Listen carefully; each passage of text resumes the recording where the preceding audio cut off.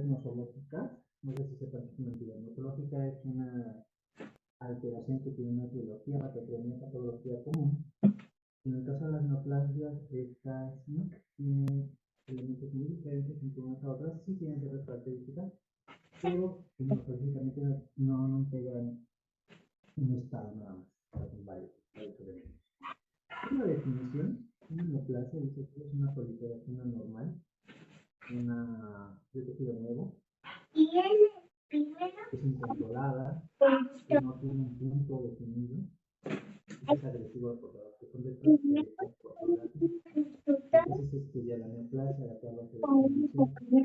¿A qué se refiere con que hay una proliferación anormal de tejido nuevo? Bueno, ninguna neoplasia es normal.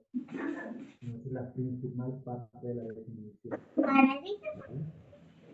La mayoría son monoclonales, es decir, solamente hubo una célula que estuvo alterada y a partir de ahí toda su estirpe pues va a estar alterada, ¿no? Entonces, monoclonal. Ojo con esto, no todas las células, no todos los neoplasias son tumores. Por ejemplo, hay neoplasias que no generan tumores por las leucemias, ¿no? Obviamente no van a generar tumores. Puede carcinoma que tampoco es un tumor. Ahora es incontrolada porque no sigue las mismas leyes que limitan el crecimiento de los tejidos normales, es decir, muestran autonomía. ¿Qué quiere decir con esto? Si ya acabó la diferenciación celular de un riñón, las células tumorales no van a detenerse, van a seguir su curso.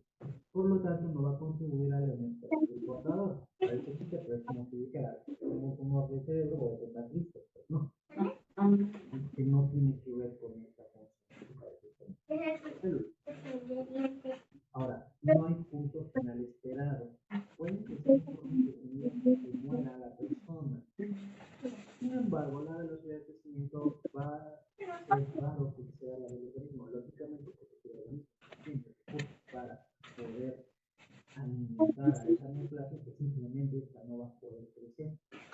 Lo que se va a ocurrir es que va a proliferar de forma continua, que va a aumentar de tamaño rápidamente, y hay veces que hay algunas donde se produce hiperplasia o hiperplasia que desaparecen cuando desaparece el estímulo plasmático.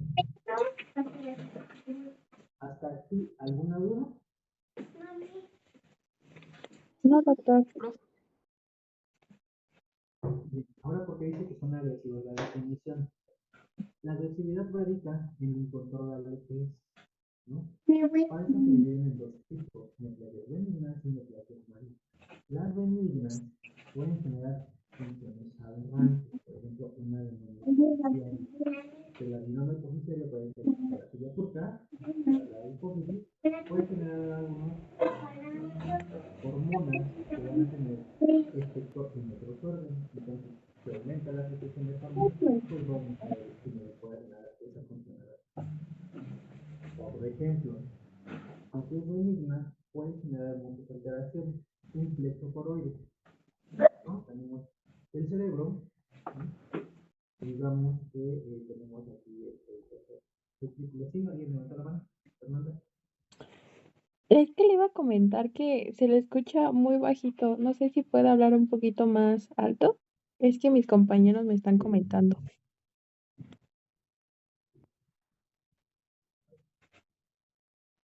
A ver si puedo. Voy a ver si puedo mejorar el audio. Gracias.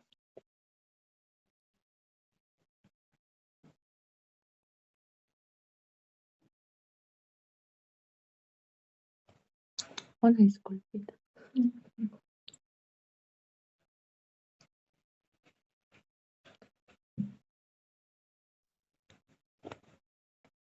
Sí, mucho mejor. Gracias. Dale. Pues yo les hablaba del carácter de agresividad, ¿no? Estábamos aquí, ¿no? Por localizaciones especiales. En el plexo coroide, digamos que aquí hay un tumor de plexo coroide en el tercer ventrículo, ¿no? Todo drena de los ventrículos laterales al tercer ventrículo. ¿Qué pasa si hay una neoplasia en ese lugar? Pues simplemente lo que va a ocurrir es que va a obstruir, ¿no? El flujo de líquido cefalorraquídeo. ¿Y qué va a pasar? Aumenta la presión y se puede herniar el cerebro. No porque sea maligno, sino por la ubicación dónde se encuentra. En el caso de las neoplasias malignas, estas pueden ser agresivas por muchas cosas, porque casi siempre se necrosan o se ulceran. La necrosis ocurre porque tienes el tumor y que tienes algún tipo de irrigación, pero a veces no llegan como está creciendo tan rápido, pues no llega a esta zona. Entonces puede haber necrosis. Y con eso de la necrosis, ¿qué va a pasar? Pues toda la inflamación que se va a generar en esta zona. También se ulceran. ¿Qué es una ulceración? La ulceración, recuerden que es una exfasiación del tejido superficial. Entonces, toda esta parte de aquí, pues no llega a nutrientes, entonces también genera necrosis y genera esa ulceración, ¿no? Puede haber hemorragia porque en muchas de las ocasiones se genera angiogénesis, vamos a ver más adelante. Y otro problema es que invade y destruye estructuras adyacentes, ¿no? A esto se llama precisamente invasión. O puede ocurrir un fenómeno que le llaman metástasis, que ahorita vamos a ver cuál es la diferencia entre invasión y metástasis. Ustedes deben de saber y diferenciar entre tumores benignos y malignos. Cuando llega un paciente, les puede decir, pues es que me encontré una bolita en tal o cual parte, ¿no? Ustedes lo que van a hacer es palparla. Si ustedes palpan esa tumoración y observan que está encapsulado, que está bien conservado, que fue de crecimiento lento, le preguntan desde cuándo tiene la tumoración, y dice, pues desde hace como 2, 3 años. Probablemente sea un tumor benigno, ¿no? Porque no es invasivo, es encapsulado. Otro elemento es que está sujeto o está adherido a planos superficiales. Lo más común es encontrar lipomas, que es un tumor benigno de células adiposas, ¿no? Si toman una biopsia, pues a lo mejor el patólogo les va a decir, pues sí está bien diferenciada la célula, casi no hay mitosis, y por ende, como son benignos, ¿qué va a pasar? No generan metástasis. Todo lo contrario, si ustedes ven que es un tumor que es irregular, de hecho se le llama cáncer porque el cáncer, como el cangrejo, ¿no? Con sus patitas, va a agarrarse, ¿no? De los tejidos, va a infiltrarlos, por eso se llama cáncer. Y se refiere más que nada a un tumor maligno. Hay áreas de necrosis, hemorragia, son invasivos, es de crecimiento rápido, les tienen que preguntar cuánto tiempo tienen, ¿no? Pues hace 6 meses no estaba tan grande y ahorita ya está muy grande. Bueno, ojo con eso porque ese es un elemento para decir, esto es maligno. Lo llevan al patólogo, toman una biopsia y les va a decir esto, pues son células no diferenciadas con mitosis atípicas. Ya con eso sabes que es un tumor maligno y ya se tiene que dar atención. Ahora, ¿cómo se van a llamar los tumores? Bueno, las neoplasias. Hay una nomenclatura, ciertas reglas, y es muy sencillo. Fíjense, si son neoplasias de tejido conjuntivo, ¿cómo se les va a llamar? Bueno, se le da el nombre celular y el sufijo oma.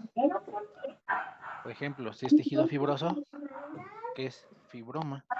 Si es tejido adiposa, pues es lipoma. Y si es tejido músculo liso, leyó mioma, como los miomas, ¿no? Pues tejido adiposo. ¿Se entiende la nomenclatura? Sí, doctor. Sí. Ese es en el caso de las benignas. Obviamente hay excepciones. Cuando hicieron la nomenclatura ya había algunos otros nombres que ya estaban establecidos. Por ejemplo, el ringloscleroma, pues dices, pues es soma, debe ser benigno. No, este es un maligno, pero ya se le había puesto nombre. O el linfogranuloma venerio, que en realidad pues es una alteración por una infección, ¿no? Por sífilis. Entonces, ese es en benigno, neoplasias benignas de tejido conjuntivo. Ahora, en tejido epitelial se le llama papiloma o pólipos. Y si fuera glandular, son adenomas. Todos estos son benignos, ¿sale? Por ejemplo, el tejido epitelial, pólipos intestinales. Bueno, ya se le quedó el nombre, esa es la excepción. En realidad sería un adenoma intestinal. ¿Por qué? Porque es un epitelio glandular, el del intestino. Pero bueno, ya se le llaman ahorita así como pólipos intestinales y se le quedó el nombre, ¿no? Puede ser adenoma broncogénico, ¿no?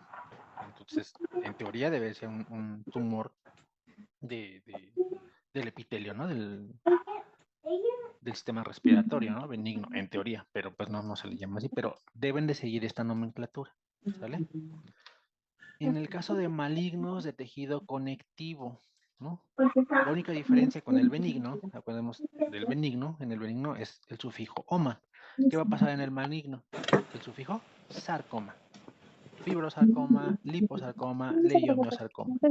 Si ustedes escuchan sarcoma al final, ustedes entonces entienden que es un tumor maligno. ¿Sale? Ya, de automático es maligno. Hay excepciones. El mesotelioma es un tumor de pleura. ¿No? Pero si es mesotelioma, pues de acuerdo a la nomenclatura, debería de ser un tumor benigno, ¿no? Bueno, es la excepción en este caso, porque, bueno, aquí por eso le pusieron maligno. En realidad, su nombre correcto debería ser mesoteliosarcoma, ¿no? Pero ya se le quedó así, mesotelioma maligno, sabemos que es maligno, ¿no? Y en las de tejido epitelial, en lugar de llamarse adenomas en el benigno, se le llama carcinomas. También hay una excepción, el adenoma bronquial. Esto en teoría debería de ser un tumor benigno de tejido epitelial, pero no. Aquí, pues, en realidad es un carcinoma broncogénico, pero ya se le quedó ese nombre. ¿Hasta aquí vamos bien? ¿Se va entendiendo?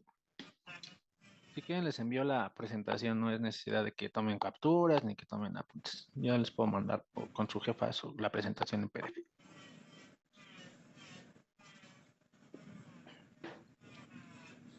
¿Listo? También el nombre puede depender del órgano del que derivan. Por ejemplo, meningioma, pues, de las meninges, timoma, pues del timo, hepatoma del hígado, de las células que la componen, plasmocitoma, o sea, de células plasmáticas, o tumor de células gigantes, o tumor de células de Leydig, o mixtos, tumor mixta de glándula salivar porque tiene varios tipos celulares, o por elementos derivados de la hoja blastodérmica. ¿Se acuerdan de la hoja blastodérmica?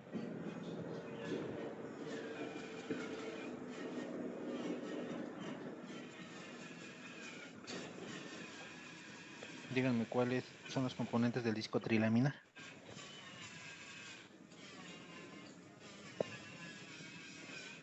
¿No? Pregunto directamente. Va. Abril Torres. Mesodermo, ectodermo y endodermo. Bien. Entonces, tienes el ectodermo, tienes el mesodermo y el endodermo, ¿no? Ecto, meso y endo. Aquí el problema, pues se llaman teratomas, es que estos tumores pueden encontrar elementos de endodermo, puede ser epitelio intestinal, elementos de mesodermo, puede ser músculo y elementos de ectodermo, puede ser piel, dientes o sistema nervioso. O sea, pueden encontrar cualquiera de esos grupos celulares porque el tumor proviene de una de estas hojas o puede derivar hacia las 3 hojas. Por eso se llama teratoma. Hay tumores que encuentras pelos, dientes, glándulas, ¿no? Etcétera. ¿Sale? Esto se llama teratoma. Y vean aquí, ¿no? Si fuera benigno de cartílago, ¿cómo se llama? Condroma. Acuérdense, sufijo oma. Si fuera hueso, osteoma, ¿no? Sufijo oma. Si fuera maligno, sería condrosarcoma y osteosarcoma, ¿no? Respectivamente, ¿no? Entonces, casi toda la nomenclatura sí sigue estas reglas, excepto los que yo les acabo de mencionar, ¿vale? Ahora, clínicamente, ¿cómo clasifican los neoplasias? Igual, en benignas y malignas. Benignas, ojo, la evolución no genera un riesgo a la vida del portador. Puede generar manifestaciones. La mayoría son menores o muy poco graves, la mayoría. También depende de cuál sea el tumor. Si fueran malignas, pues sí va a tener manifestaciones que son casi siempre graves y va a llevarlo a la muerte. Y hay factores que lo determinan. De entrada está la estructura. Los tumores benignos van a asemejar al tejido de origen y tienen crecimiento lento. Es decir, sí están mal diferenciadas, pero no son tan agresivas. En el tumor maligno, aquí obviamente el grado de diferenciación tiene que ver con la capacidad de proliferación celular. Son células aún menos diferenciadas, por lo tanto tienen un crecimiento excesivamente rápido. En cuanto al crecimiento, el benigno, ¿cómo crece? Pues es expansivo, respetan una cápsula y no dan metástasis, ¿no? Entonces son tumores que regularmente son circulares o ovales y están cubiertos por una capa, ¿vale? En el caso del maligno, no. En el caso del maligno son irregulares y van infiltrando y van sustituyendo y van destruyendo estructuras vecinas. Por eso les decía que por eso le llamaron cáncer, porque parece como un cangrejo, ¿no? Con sus patitas que van infiltrando. No están encapsuladas, tienen un montón de mitosis, o sea, por eso es el crecimiento tan rápido que tienen, y van a generar cambios en su estructura histológica. ¿Por qué? Porque están mal diferenciados. Estos factores, pues, tienen que ver con muchos otros factores extrínsecos, por ejemplo. El sitio también tiene que ver para la detección temprana. ¿Qué pasa si tienes un carcinoma vasocelular, que es maligno, en cara? Pues tiene buen pronóstico a pesar de ser maligno. ¿Por qué? Porque ustedes diariamente se ven al espejo, aunque sea para peinarse.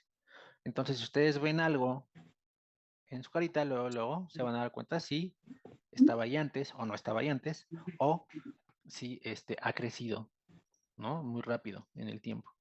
Entonces, por eso tiene mejor pronóstico. A que tengan un carcinoma vasocelular en la espalda, pues ahí no, porque no se van a dar cuenta. O el de plexos coroides, ese sí se puede morir, por lo que ya les había explicado, ¿no? A lo mejor es un tumor a lo mejor es benigno, es muy pequeñito, mide 1 centímetro, pero puede morir porque se hernia el cerebro, porque obstruye la circulación del líquido cefalorraquídeo y generan hidrocefalia y herniación cerebral. También la metástasis, obviamente, si ya hay metástasis, pues entonces el pronóstico es muy malo. Y el tratamiento previo, casi siempre todas las neoplasias que persisten a una neoplasia anterior, la cual ya fue tratada y en teoría ya se había erradicado, tienen un peor pronóstico. La edad, el sexo y el estado de salud también son factores que tienen que ver con ello. En el caso de las mujeres, ¿cuál es el tumor más frecuente? Pues el de mama. En el caso de hombres, pues el de próstata, ¿no? La edad, pues sí, porque no es lo mismo el sistema inmune o la capacidad de adaptación de una persona joven a una persona mayor de 60, 70 años de edad. Y obviamente si tienen más comorbilidades como diabetes, hipertensión, obesidad, dislipidemia, pues todos estos son factores que tienen que ver en el peor pronóstico de la persona en el tratamiento. ¿Por qué ocurren las neoplasias? En realidad se han hecho experimentos para ver qué pasa. No hay como tal una sola teoría, hay muchas y es muy complejo. Yo la verdad es que trato de darles los datos más simples y sencillos porque, seamos sinceros, en 2 meses ni se van a acordar de todos los mecanismos, pero pues solamente es muy importante que al menos entiendan cuáles son los factores y qué es lo que ocurre, ¿no? Entonces tampoco los voy a llenar de moléculas porque no tendría caso. Se han hecho estudios experimentales y se ha observado que no hay una correlación entre la estructura química y la carcinogenicidad. Es decir, hay elementos que le llaman carcinogénicos, sin embargo, estos tienen que convertirse a otro compuesto que ya son activos, o sea, por sí solos no tienen una función. Y estos compuestos activos se le llaman reactantes electrofílicos. ¿Qué hacen estos reactantes electrofílicos? Van a reaccionar con componentes de este tipo. Todos se encuentran en el núcleo. La mayoría se encuentran en el núcleo, ¿no? Proteínas, ADN, RNA y glutatión. Al tener este componente activo, acción con estos, pues los van a alterar, ¿no? Entonces, en cuanto a la teoría de la carcinogénesis química, tenemos 2 etapas, la etapa de iniciación y la etapa de promoción. ¿Qué es la etapa de iniciación? Esta es una etapa donde la célula, porque acuérdense que con una que tengas mal, ya valió toda la estirpe. En esta parte es una reacción rápida, que no necesitas que persista un carcinógeno. Necesitas solamente la exposición con una sola vez, o por lo menos que tenga que ver con un ciclo de proliferación celular. Un ciclo de proliferación celular dura de 1 a 3 días. Con este estímulo tienes. Lógicamente, si tú estás más expuesto en el tiempo a este tipo de problemas, pues obviamente vas a tener más riesgo de generar cáncer, ¿no? Pero a partir de que estés expuesto a esto y haya estado expuesta el ciclo de proliferación, pues ya va a estar presente toda la vida. Digamos que se enciende el foco, pero se queda latente. De la iniciación pasa a la promoción. En este caso, el tejido ya iniciado ya comienza a generar proliferaciones. Aquí lo que va a pasar es que sí va a ser el precursor de la carcinogénesis. Es como todos nosotros, todos tenemos algún factor de riesgo o factor genético que nos predispone a cáncer, ¿no? Y digamos que ese factor genético se sumó a una exposición a algún químico. ¿no? O sea, lo tenemos en herencia y lo tenemos expuesto. ¿Qué pasa? Llega a esa etapa de iniciación, pero se queda el virus así, bueno, el virus no, el cáncer así como latente o la alteración en la célula latente. Pero para que se vuelva maligna, vas a necesitar que haya un precursor. ¿Cuáles son los promotores o precursores? Infecciones virales y las de tipo de virus de oncogenes. ¿Por qué? Porque acuérdense que los virus cuando llegan a la célula necesitan la maquinaria del núcleo para poder transcribir y poder generar varios viriones, ¿no? Entonces, al utilizar todos esos mecanismos, toda esa maquinaria celular, pues entonces pueden encender oncogenes. Otro pues son los esteroides de Forbol y la deficiencia de colina. De hecho, la colina se ha observado que es un factor que protege ante ciertos cánceres. ¿Dónde está la colina? Pues lo pueden encontrar en las plantas que son verdes, ¿no? Obviamente, si ustedes están expuestos a esto, no quiere decir que les va a dar cáncer. Para eso necesitan esta etapa de iniciación. O sea, necesitan esta más esta. No nada más es solita. ¿Vale? Lo que les había dicho, los agentes virales casi siempre virus oncogénitos de ADN o retrovirus, ¿no? ¿Por qué? Porque van a intervenir en la transformación neoplástica de la célula porque utilizan sus maquinarias, ¿no? Se habían hecho estudios con virus oncogénicos hace muchos años. Ahorita ya está cada vez más prohibido ese tipo de experimentos porque es con animalitos, ¿no? Entonces se les metían virus, por ejemplo, que generan papilomas en conejos, en perros, en vacas, en murinos, en simios, y se veía si se generaban o no, y se detectaban cuáles eran los genes implicados en ello, ¿no?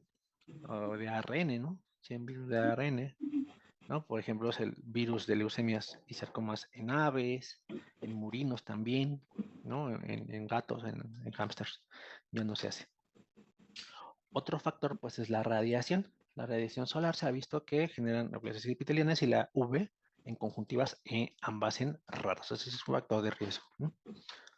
La dieta, ¿no? Porque hablan mucho ahorita en la tele, ¿no? De que son carcinógenos y no sé qué tanto. Sí, se pueden generar, bueno, se pueden ingerir carcinógenos y precarcinógenos. De hecho, la mayoría son precarcinógenos. La mayoría son ¿Por qué son precarcinógenos? Por sí solos no promueven la carcinogénesis, sino que son convertidos a metabolitos de estos, por ejemplo, metabolitos de colesterol o metabolitos de hormonas como estrógenos y gonadotropinas, que todos ellos pueden llegar a generar o promover neoplasias. Por ejemplo, si estamos hablando de estrógenos y gonadotropinas, ¿cuáles son los órganos blancos de estas dos hormonas? Pues aquí están: ovarios, testículos, mamas, útero. ¿Ven? Y pues pueden llegar a afectar también estos. ¿Hasta aquí vamos bien? ¿Se va entendiendo? Sí, doctor. Bien. Otros factores como el medio ambiente, ¿no? La contaminación. Dice por ahí un libro, ¿no? El que no quiere tener cáncer, que no nazca. Pues sí, efectivamente, todo lo que a lo que estamos expuestos diariamente, la verdad es que todo genera cáncer, ¿no? Así de sencillo, el estilo de vida, ¿no? A ustedes les gustan mucho las papas fritas. Pues sí, de hecho las papas fritas tienen ahí factores que son cancerígenos, más los que están bien fritas, que ven la papa ahí toda café, que están muy bien fritas, son los que tienen más. Y hasta la raza. Y aquí están muchos de los agentes carcinogénicos, ¿no? Los que más se han estudiado, pues, es esto, ¿no? Asbesto, el arsénico, el cadmio, el cromo hexavalente, los estrógenos, ¿no? ¿Qué más? Miren, hasta la edad avanzada del primer embarazo, paridad nula, ¿no? O sea, casi todo genera cáncer. ¿Cómo ocurre? Bueno, hay varios mecanismos de transformación, todos convergen en una vía, o sea, pueden iniciar en varios puntos, pero todos esos van a confluir en uno, ¿no? Que es la generación del tumor. Bueno, el cáncer. La mayoría tiene que ver con alteración genómica, que cambian la secuencia de nucleóticos, o la translocación cromosómica, que se altera la expresión genética sin cambiar la secuencia de bases. Simplemente la expresión genética es diferente. La mayoría de ellos llega aquí, a la activación de oncogenes, ya sea porque se activan directamente o se inactivan los supresores de neoplasias, ¿no? De hecho, acuérdense que hay puntos de control. ¿no? Que bloquean la síntesis de ADN en este tipo de segmentos de oncogenes. Por ejemplo, está la P53 y esta. Estos dos están implicados en el control de neoplasias. Y si esta está alterada o está alterada, se llamaba. También está por ahí los genes RIG y algunos otros. Pues bueno, en esencia eso es lo que ocurre. Hay ciertas características de la neoplasia que ustedes tienen que valorar, ¿no? El aspecto a simple vista. Pueden observarlo como un tumor, una masa localizada, ese es un tumor, ¿no? Y pueden encontrar áreas de ulceración o pérdida de tejido o la combinación de estos dos, tumor ulcerado. Vamos a ver los tipos, vean. Este es un tumor ulcerado, ¿ya vieron? Este es solamente el tumor. Y este es uno que tiene necrosis, es un tumor. Y vean estas zonas, ya tiene necrosis, ¿vale? O sea, ya se pueden ver de varias formas. No todo es tumor, ¿eh? Ojo, las benignas no se ulceran. Y no porque sea, o sea, porque luego dicen, es que tiene un tumor muy grande, debe ser maligno. No. El tamaño no es un índice de comportamiento ni pronóstico. Porque puedes ver pequeños que son malignos y muy grandes que son benignos. Por ejemplo, esto. Vean la diferencia. Este es un maligno de tiroides. Es un carcinoma de tiroides. Es maligno. Es muy pequeñito. Este es un poco más lento. Y tenemos el de mama. Este es un tumor de mama que no es benigno, pero vean, está enorme. Entonces, no por eso va a ser maligno el que esté muy grande, ¿sale? Ahora, Pero se ve. característica de una neoplasia, la forma. La forma depende de cómo crece. Si es excéntrico, pues va a ser una masa esférica, ¿no? Va a ser así. Cómo se ve. Entonces, Así. lo Así. van ¿Y a cómo va a recomendar. crecer? Pues de esa forma, esférica, esférica, esférica. En el caso del tumor maligno, ¿no? ¿Cómo va a crecer? Pues es de forma infiltrante, es decir, de forma irregular. Va a tener zonas irregulares, induradas. Sí va a tener bordes definidos, pero va a ir creciendo más y más y más y más y más, ¿no? Dependiendo de dónde se encuentra, ¿no? El ejemplo del benigno, pues es el leiomioma o mioma uterino, ¿no? Y el otro es el gástrico, ¿no? Casi siempre los miomas, digamos que este es el útero, pues van a crecer así, ¿no? Una bolita se va haciendo más grande, más grande, más grande. En el caso de un carcinoma gástrico, ¿no? Van a iniciar así y va haciéndose más irregular y va avanzando así y tiende a ser invasor, ¿vale? Aquí está el ejemplo. Este es un útero, está partido a la mitad. Vean, este es el conducto uterino, este es el fondo del útero. Y ven, aquí hay mioma, aquí también, aquí hay otro y aquí hay otro. Si se fijan, son esféricos, son benignos, son leiomiomas, ¿sale?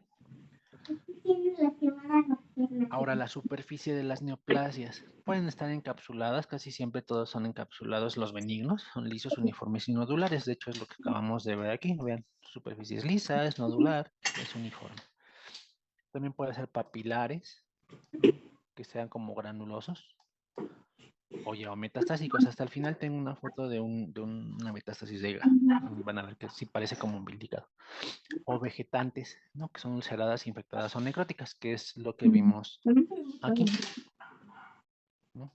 Hay áreas necróticas o aquí ven, ulceradas, ¿no? Son muy bonitos, sí. Y el otro se veía muy fino. Ahora, Y la eso verdad es muy macroscópicamente. Al microscopio, ¿cómo se van a ver? Mira. Bueno, hay que buscar si hay o no diferenciación celular. La mayoría, pues, si son malignos, pues no hay diferenciación. La forma depende de que tenga el citoplasma. Por ejemplo, los melanomas, por eso se llama melanoma, ¿qué genera? Pues melanina. Entonces vas a encontrar un montón de melanina. Si son adenocarcinomas, como es de tejido glandular, que es secretor, ¿qué vas a encontrar? Pues moco. Si es de hueso, pues que vas a encontrar hueso, ¿no? Y hay que ver el núcleo. El núcleo debe de tener ciertas características. Obviamente, si son malignos, que vas a encontrar un montón de mitosis.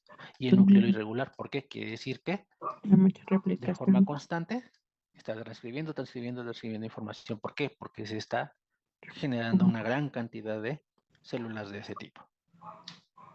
Por ejemplo, aquí, vean esta foto. Vean, es una microfotografía, esta es la célula. Esto, ¿te acuerdan que la mitosis se ve muy bonito, ¿no? Que hace esto, ¿no? Y los centíolos acá y acá, ¿no? Se ve así, ¿no? Más o menos, ¿no? Una mitosis así. Y esto no se parece a esto, nada que ver. Esta es una mitosis atípica. Sí, porque no ocurre eso. Entonces, si ves una mitosis atípica, seguramente es maligno. Ahora, el estroma de las neoplasias depende de qué tipo de tejido sea. Por eso dice aquí, según la histogénesis. Si es tejido fibroso, pues va a encontrar esclerosis, que es una gran cantidad de tejido fibroso. Eso se le llama reacción desmoplástica. Ahorita vamos a ver una imagen.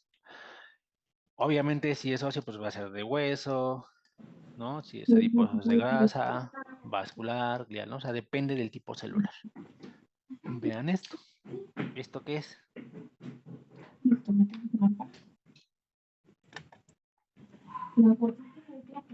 ¿Cómo se le llamaría ese tumor? Es que no aparece. Osteoblastoma. No, no estuve esto, no. ¿Osteosarcoma? Puede ser, si es maligno, es osteosarcoma, ¿no? Si es benigno, No sé. Osteosoma. osteoma. Osteoma, acuérdense, sufijo oma. Pero vean, ¿está irregular o está encapsulado? No, está irregular, ¿no? Ajá, está irregular. ¿Es pequeño o es grande? Es grande. Grande, entonces seguramente es un osteosarcoma, ¿vale? Porque tiene características de maligno. Si fuera así chiquitín, encapsulado, pues sería a lo mejor un osteoma, ¿vale? ¿Ven? Porque es importante lo de los nombres, la nomenclatura. Miren, esa es una reacción desmoplástica. Dijimos que la reacción desmoplástica, aquí, es porque se genera un montón de tejido fibroso, ¿no? Por ejemplo, la esclerosis. ¿Qué es la reacción desmoplástica? Es todo esto que ven de color como rosita, ¿no? Menos melón, no sé. Esto, ¿no? Todo esto que ven, porque se genera un montón de este contenido, ¿no? Porque la célula se diferencia de este tipo celular y genera esto, ¿vale? Veamos ahora de acuerdo a la función. Por ejemplo, los adenocarcinomas pues son de epitelio mucosecretor que va a generar moco. ¿Qué pasa con las células que generan moco? O sea, regularmente tienes tu célula así, ¿no? Está el núcleo. Pero aumenta la generación de moco. Aumenta tanto y no puede salir del citoplasma. ¿Qué va a pasar? Se genera todo esto contenido de moco. ¿Y qué va a pasar con el núcleo? Se va hacia la periferia. Por eso se le llama célula en anillo de sello. Como un anillo. ¿Vale? Por ejemplo, no, aquí está. ¿Ya vieron? Estas son las células en anillo de sello, ¿ya vieron? Todo el contenido del citoplasma está lleno de moco. Y presionan tanto que ¿qué va a pasar con el núcleo? Se va hacia la periferia. ¿Se entiende? Sí, doctor. Este, por ejemplo, es un carcinoma epidermoide. Si es epidermoide, ¿qué va a generar? Pues queratina. Esta es una sola célula que tiene un montón de queratina. ¿Ya vieron? Aquí está todo acumulado. Ahora comparen esto con esto. Pues nada que ver, estas son células más o menos sanas.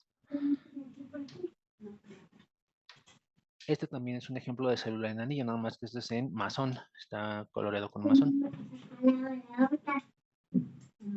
Y aquí lo mismo, todo lo que ustedes ven de color azulillo, pues es moco, pero no sale del citoplasma, ¿no? Todo está lleno de moco porque no puede salir. Entonces aquí también son células en anillo de sello, pero este es de mucosa de colon. Ahora, los síntomas de las neoplasias va a depender de acuerdo a sus características. Ya les había mencionado esto, ¿no? El craniofaringioma tiene la silla turca aquí, tienen aquí la hipófisis. ¿Qué va a pasar si tienes un tumor aquí? Aumenta la presión. Y al aumentar la presión aquí acuérdense que va pasando que el quiasma óptico, ¿no? Entonces lo puede obstruir. Entonces tienes trastornos visuales. A lo mejor afecta la secreción de hormona del crecimiento, ¿no? Pues entonces trastornos en el crecimiento. A lo mejor afecta la generación antidiurética. Pues se genera diabetes insípida de tipo neurogénico o primario, ¿no? Y como aumentó la presión, ¿qué va a pasar? Hipertensión intracraneana, ¿no? Si fuera un cáncer en el esófago, ¿no? O sea, a lo mejor está aquí el cáncer. Entonces, ¿qué pasa cuando la persona come? Lo que va a hacer es va a vomitar. ¿Por qué? Porque no está obstruida la vía. ¿Qué va a pasar? La persona va a tener desnutrición, Vómito. ¿no? Muy, muy obvio. Ujú. Y de los fenómenos degenerativos que existan en las neoplasias puede haber hemorragia, ulceración, necrosis o infección, ¿no? Una característica de las neoplasias que ustedes deben preguntar en sus pacientes es si ha bajado de peso, ¿no? De hecho, se ha visto que si bajan más de 5 kilos de peso en 6 meses, o más del 5% del peso corporal en 6 meses, seguramente tiene algún problema. ¿Por qué? Las neoplasias generan gran cantidad de factores de necrosis tumoral alfa. Si se acuerdan de sus clases de inflamación, el factor de necrosis tumoral lo que va a generar o se genera por el macrófago en inflamación, estimula la movilización de grasa, es decir, comienza a consumir grasa. ¿Y qué va a pasar con la persona? Va a comenzar a perder peso, mucho peso, pero es por eso, por altos niveles de este factor de necrosis tumoral. Por eso se le llama caquectina. ¿Por qué? Porque genera caquexia. ¿Se va entendiendo? Sí, doctor. Está el fenómeno de Warburg. Esta solamente es una teoría, esta es otra, donde se habla de que solamente se activa la glucólisis anaerobia en neoplasias. Por lo tanto, hay daño mitocondrial porque se generan grandes cantidades de óxido, ¿no? De reactivos de oxígeno y de ácidos, porque se utiliza gran cantidad de glucosa en ausencia de oxígeno. Entonces, eso aumenta el daño celular. ¿Vale? Y llegamos a diseminación. La diseminación solamente ocurre en neoplasias malignas y es la capacidad que tiene de llegar a tejidos adyacentes o a distancia. Le llaman siembras a distancia. ¿Cuál es la diferencia entre invasión y metástasis? Aquí está la diferencia. La invasión, seguramente la doctora se los va a preguntar en su examen, no sé si vayan a hacer examen. Invasión es cuando hay células neoplásicas fuera del sitio de origen, sin pérdida de continuidad entre el tumor primario y secundario. Es decir, yo tengo aquí los pulmones y están cubiertos por la pleura, ¿no? Y puede que la persona tenga un mesotelioma, que le digo es un tumor de pleura, ¿no? Aquí está. Entonces el tumor primario está aquí, primario. ¿Y qué va a pasar? Se disemina a pulmón. Eso es invasión, ¿vale? Ok, una continuidad anatómica. Pero ¿qué pasa si tengo yo igual pero se va hacia el riñón, los riñones? Es una siembra a distancia. Esto se le llama metástasis. O sea, no hay continuidad anatómica. ¿Se entiende la diferencia entre invasión y metástasis? ¿Puedo repetir la de metástasis, por favor? La metástasis es la siembra a distancia, o sea, no hay continuidad anatómica. Es por lo que yo te decía, de pleura se va hasta riñón. Anatómicamente no están juntos, no están pegados. Por eso es metástasis. Pero si es, por ejemplo, de pleura a pulmón, como está pegadito, hay una continuidad anatómica, pues se llama invasión. ¿Se entendió? Sí, doctor, gracias. ¿Qué pasa en la invasión? Hay algo que se llama infiltración neoplásica. Esto se da porque es un tumor muy agresivo que causa muerte celular, que oblutera estructuras intersticiales y genera angiogénesis y la producción de tejido conjuntivo. Es decir, yo tengo aquí mi pulmón y tengo aquí mi mesotelioma, ¿no? Aquí está el mesotelioma. ¿Qué va a pasar? Genera angiogénesis. ¿Por qué? Pues yo necesito más nutrientes, entonces comienzan a generarse vasos sanguíneos. Pero ¿qué creen? Esos vasos sanguíneos llegan al pulmón, ¿no? Entonces, ¿qué va a pasar? Dijimos que un tumor maligno infiltra, ¿no? Entonces comienza a crecer y comienza a infiltrar el tejido adyacente y llega a pulmón. Ese es el caso de la invasión. ¿Vale? ¿Qué factores contribuyen a que sea invasivo? Primero, la proliferación celular. Ojo, es necesaria más no suficiente. La proliferación celular, es decir, o lo que se refiere, es la capacidad que tiene el tumor de crecer rápidamente. ¿Vale? La otra, el movimiento celular. Igual es necesaria más no suficiente. Hay algo que se llama inhibición por contacto. Es decir, digamos que ustedes Vean unos niños y tenemos aquí el hígado, ¿no? Regularmente el hígado es muy grande. Tenemos aquí el páncreas y tenemos aquí el vaso. Pero cuando van creciendo, también van creciendo los órganos. Entonces el hígado va creciendo, pero se topa con el diafragma aquí. ¿No? Aquí está el diafragma. ¿Qué va a pasar? Ocurre esto, inhibición por contacto. O sea, el hígado no va a poder crecer más porque ya hubo contacto con otra célula y hasta ahí se quedó, ¿no? Es un fenómeno normal, ¿no? Si ese es el movimiento de las células cuando se pone en contacto con otra capa de células. Esto es normal. Pues en la invasión, como ya sabemos, que uno de los principios, y viene por definición en neoplasia, es que son autónomos. ¿Qué va a pasar? Crece y le vale gorro, no tiene inhibición por contacto. Entonces, ¿qué va a pasar? Va a seguir creciendo y va a seguir creciendo y va a seguir creciendo y va a comenzar a infiltrar. ¿Sale? Ese es otro factor. Igual, necesario, más no suficiente. Y están las proteasas, que no se ha observado que haya una correlación con la invasividad, pero es importante. Esta metaloproteinasa, si se acuerdan de la clase de inflamación, seguramente la doctora les dio esa clase. Cuando hay inflamación, se acuerdan que van los leucocitos, ¿no? Y hacen algo que se llama marginación, ¿no? Y en la marginación se pega, ¿no? Y hace el rodamiento el leucocito, ¿no? Y llega un momento donde hace la diapédesis, o sea, pasa del vaso al espacio extracelular.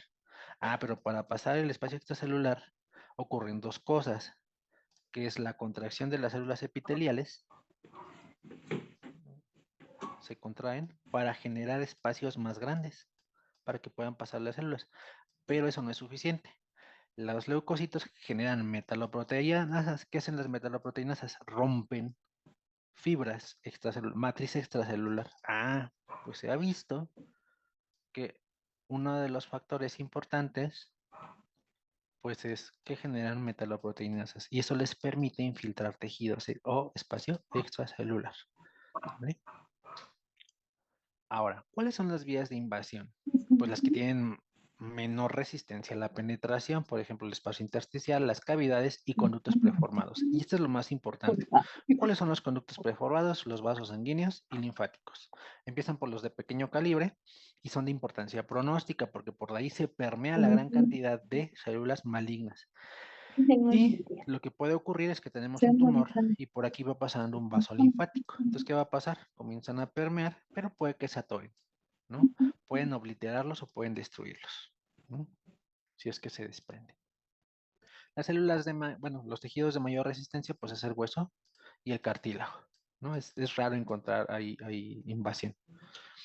Vean aquí, esta es una imagen. Esto es un vaso sanguíneo, es una vena. Vean, este es todo el vaso. Pero dentro del vaso encontramos esto. Esto que ven aquí es una célula renal. Todo esto es una célula renal. Bueno, son varias células renales. Y no tiene nada que ver que hacer ahí células dentro del vaso, ¿no? ¿Qué es lo que pasó? Pues se metió a través de los vasos sanguíneos. Este es algo similar. Vean, este es hígado. Este estroma es de hígado. Todo esto que ven es hígado. Esta es la vena. Y adentro de la vena hay tejido hepático. Es un hepatoma. O sea, del mismo hígado se desprendió un fragmento de tejido y va a viajar a través de ese vaso sanguíneo. ¿Se entiende? Entonces es una vía de invasión. Ahora, ¿hasta aquí vamos bien? ¿Se ha entendido? Ya casi vamos a acabar. No. 5 o 10 minutos y ya acabamos. ¿Se va entendiendo? ¿Dudas? No. Metástasis. Es cuando hay células neoplásicas fuera del tumor primitivo, que no hay continuidad con él. ¿Sale? Obviamente, si hay metástasis, el pronóstico de manejo es muy diferente, ¿no? Ya cuando hay metástasis, la verdad es que ya el pronóstico es muy malo. Este es el proceso de metástasis. Hay proliferación celular, ¿no? O sea, se va haciendo cada vez más infiltrante. Pero, ¿qué va a ocurrir? Hay vascularización. De hecho, en la propia célula maligna, ¿qué es lo que va a generar? Angiogénesis. Comienza a generar factor tumoral de angiogénesis. O sea, genera para que se haga más vasos sanguíneos porque necesita más disponibilidad de recursos. ¿Qué va a pasar?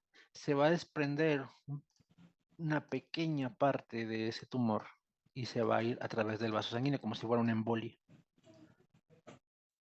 De hecho, vean, menos del 0.1% de todas las células neoplásicas que se van a circulación sobreviven. 0.01%, es muy bajo. O sea, el porcentaje de generar metástasis en un tumor es ese, 0.1%.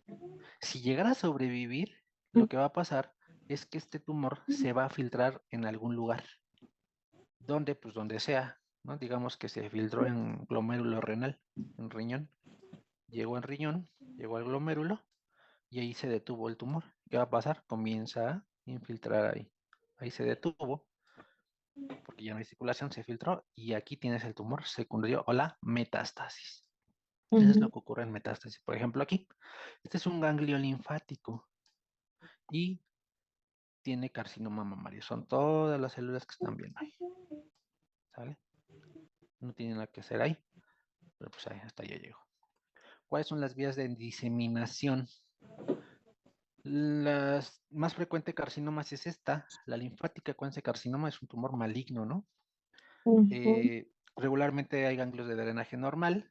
La complicación es que haya compresión de estructuras adyacentes. Digamos que llega a vías biliares. ¿Qué va a pasar con la vía biliar?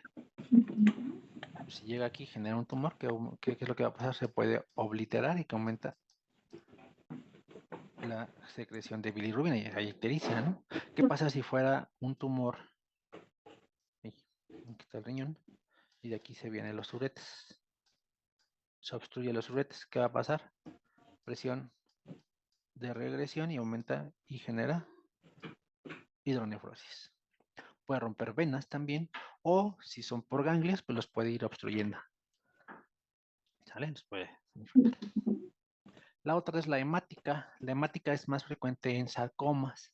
También depende de la distribución. Vean, puede que esté la persona y tenga algún tipo de tumor. Aquí están los huesos y aquí están los pulmones. En extremidades o en tórax, ¿qué va a pasar? Se va a pulmón. Esa es la vía más frecuente o lo más común.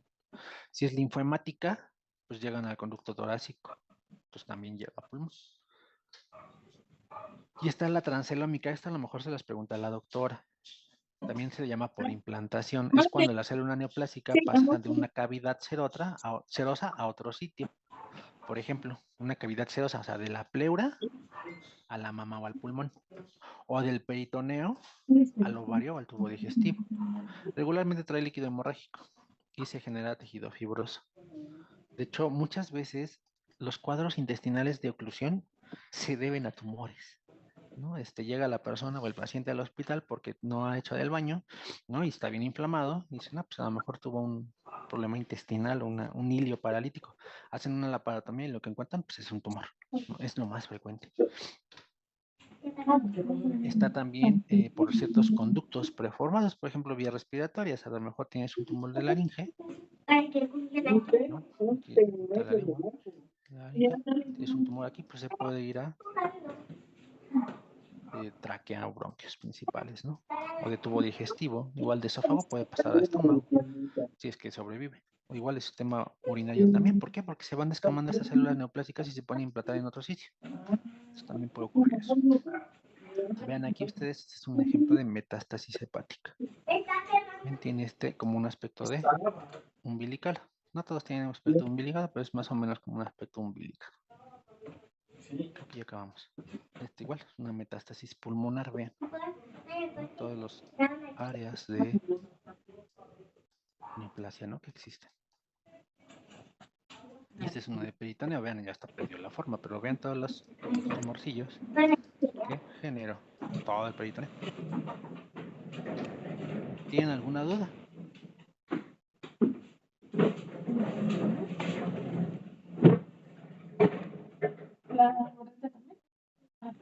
No, doctor. No, doctor. ¿Todo bien?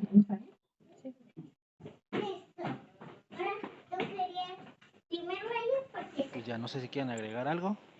El grupo que iba a dar la clase, ¿no? Digo, yo no me meto mucho en molecular porque la verdad es que les digo, en 1 o 2 semanas ni se van a acordar de todo eso.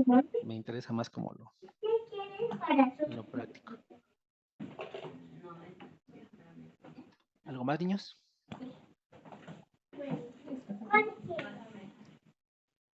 No. Pues ya hasta aquí. De todas maneras, de aquí voy a tomar la lista. Ya tengo la lista. Para la doctora. Cuídense mucho, nos vemos. Gracias. Hasta luego.